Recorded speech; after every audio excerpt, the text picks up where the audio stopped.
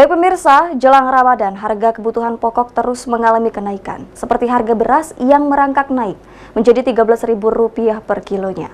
Kenaikan ini disebabkan oleh kurangnya stok dari pemasok sehingga harga jual menjadi tinggi. Menjelang Ramadan, harga kebutuhan pokok terus mengalami kenaikan.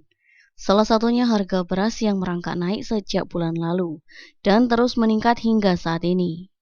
Berdasarkan pantauan di lapangan, di beberapa toko beras yang ada di kota Lubuk Linggau, harga beras mengalami kenaikan yang cukup drastis, di mana sebelumnya harga beras hanya Rp10.500.000 per kilo. Kini naik menjadi Rp13.000 per kilonya. Pemilik toko beras Wahyu menyampaikan, penyebab kenaikan beras dikarenakan terhambatnya panen akibat perbaikan irigasi. Kemudian hasil panen dari berbagai daerah juga kurang maksimal, sehingga stoknya menjadi kurang dan hal itulah yang menyebabkan harga terus naik.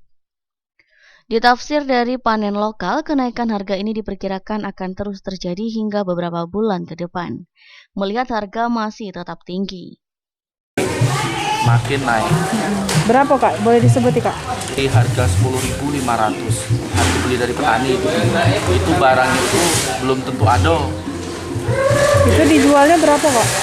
Dijual mulai harga 11, 12 sampai ke 13. Kan dia hasil panen tidak sama, ada yang bagus, ada yang kurang bagus. Tim Liputan Silam Pari TV.